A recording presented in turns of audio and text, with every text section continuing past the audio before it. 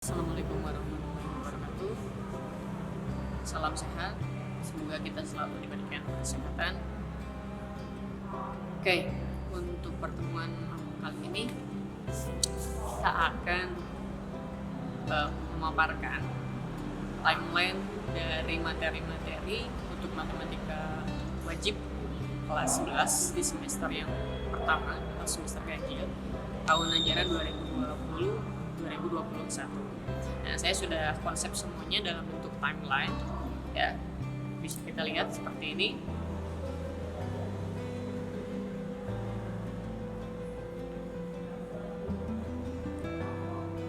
Nah, untuk yang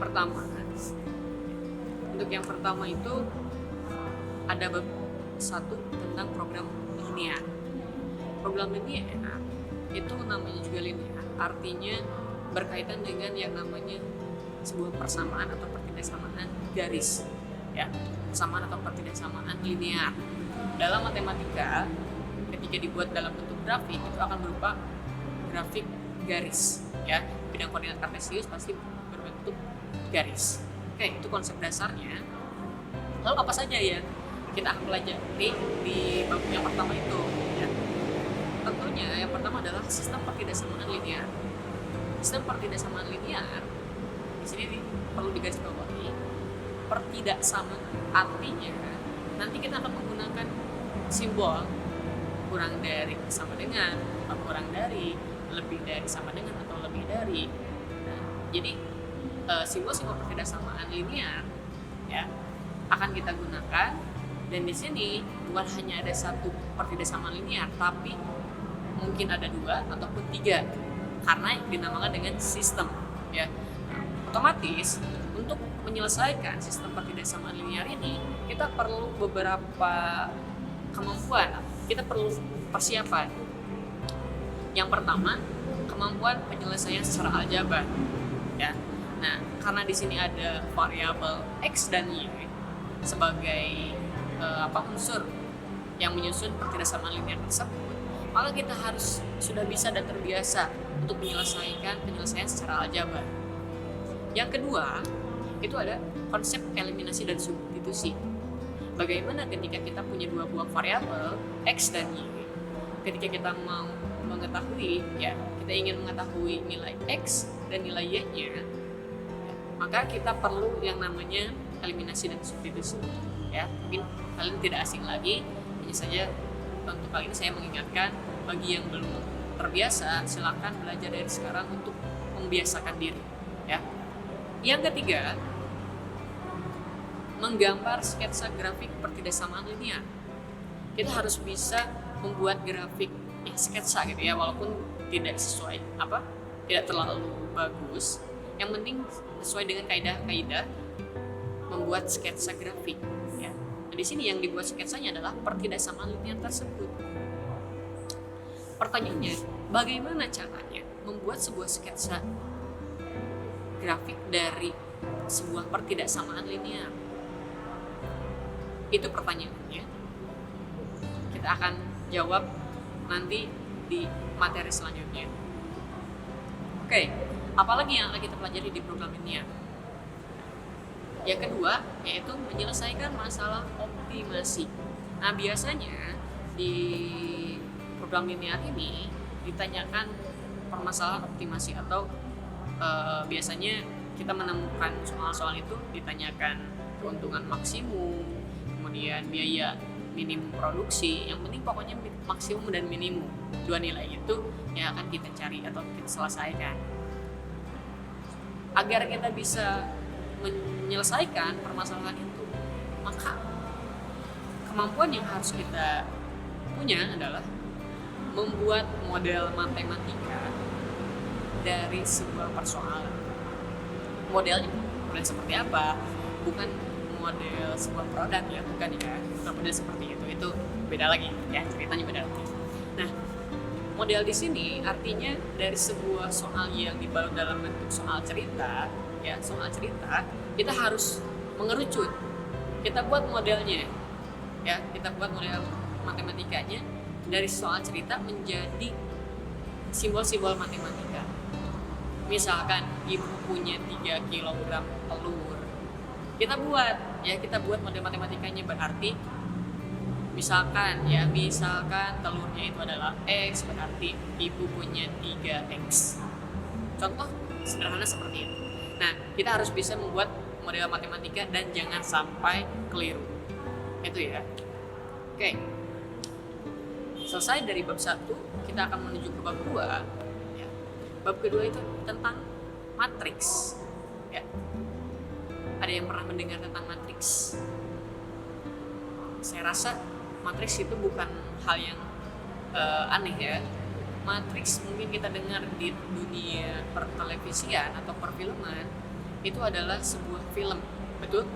Ya, sebuah film yang judulnya itu Matrix, di mana di film tersebut sang aktor atau karakter-karakter dari film tersebut seperti mempunyai kemampuan bergerak cepat sehingga terlihat slow motion. Ya, misalkan ada peluru yang datang ke arah karakter tersebut, kemudian dia menghindar dengan gaya slow motion dan lain sebagainya, menepis dan sebagainya begitu. Nah, tetapi di matematika matriks di sini bukan yang seperti itu. Ya, namanya matriks, sama matriks tapi beda.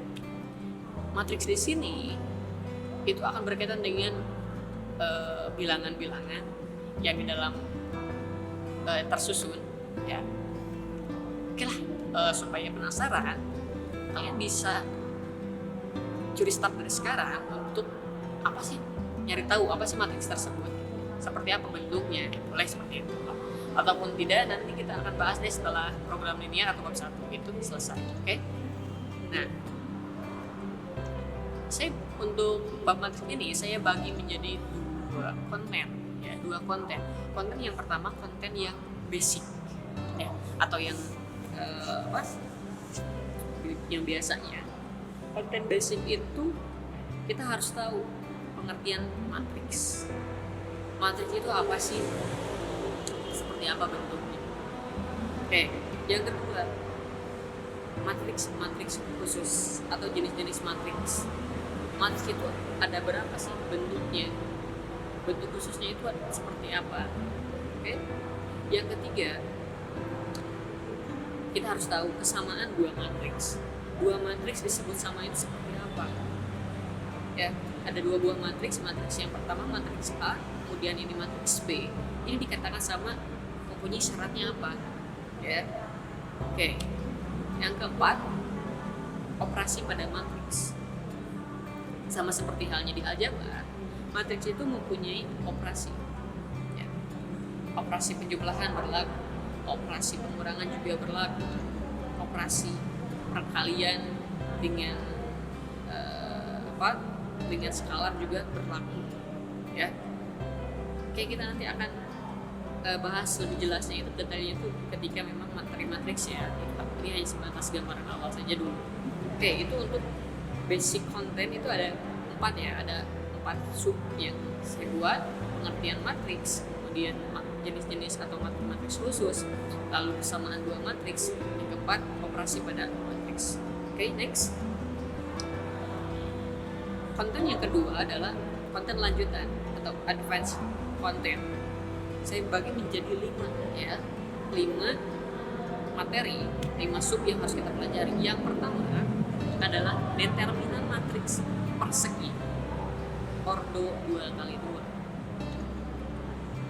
Kemudian yang kedua ada inverse matriks persegi ordo 2x2.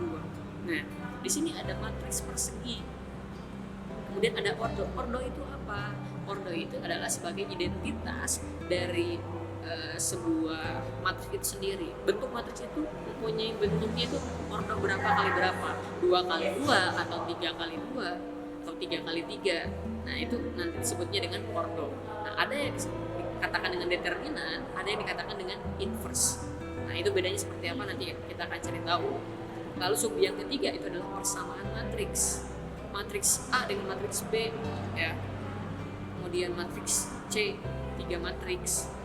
Nanti kita akan bahas deh ya. Yang keempat, determinan matriks persegi ordonya 3 kali 3. Tadi 2 kali 2, sekarang 3 kali 3. Ya. Kemudian yang kelima adalah inverse matriks persegi ordonya pun 3 kali 3. Jadi matriks itu bebas, mau 4 kali 4 ordonya ya, mau 5 kali 5 itu bebas. Tapi untuk kita nanti akan pelajari itu paling sampai ordo 3 kali 3. Jadi 2 kali 2 harus sudah bisa, kemudian 3 kali 3 itu pun harus bisa ya. Oke. Lanjut di bab yang ketiga. Di bab yang ketiga itu adalah transformasi geometri. Transformasi geometri.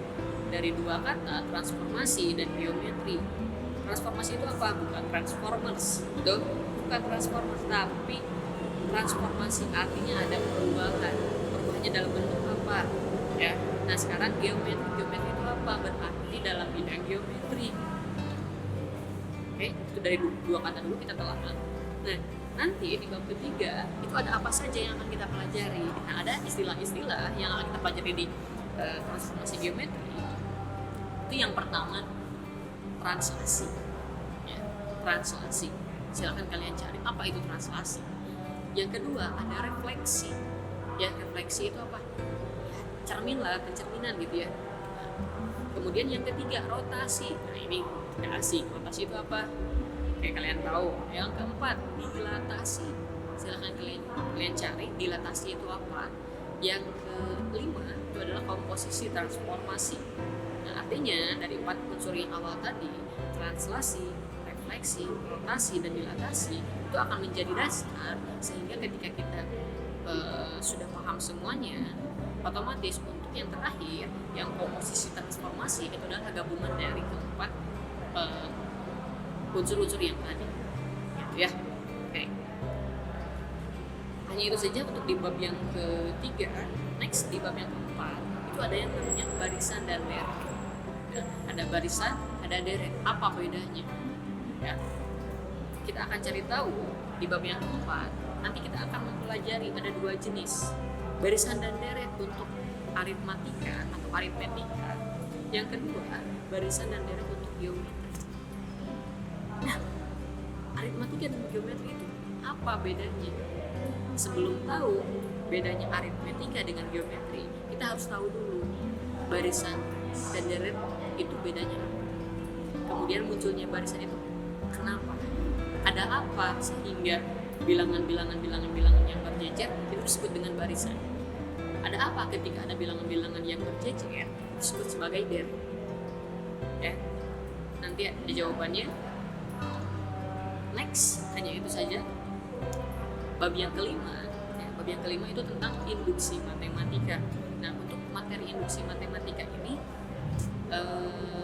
kita akan pelajari di bagian di bab akhir, karena ini sebagai modal awal supaya kita bisa untuk membuktikan suatu hal yang berkaitan dengan matematika itu secara induksi matematika, pembuktiannya itu secara induksi matematika, begitu ya. Nah, ada apa saja? Dan di dalamnya ada notasi sigma. Ya, notasi sigma itu ya bentuk sigma seperti itu ya. Nanti kita akan cari tahu, kita akan pelajari. Kemudian konten yang selanjutnya adalah induksi matematika itu sendiri. Nah, di induksi matematika itu bagaimana caranya kita membuktikan bahwa sebuah deret kemudian ada bentuk umumnya, ya, bentuk umumnya apakah itu memang terbukti benar atau tidak, itu dibuktikan dengan konsep induksi matematika, ya. Oke.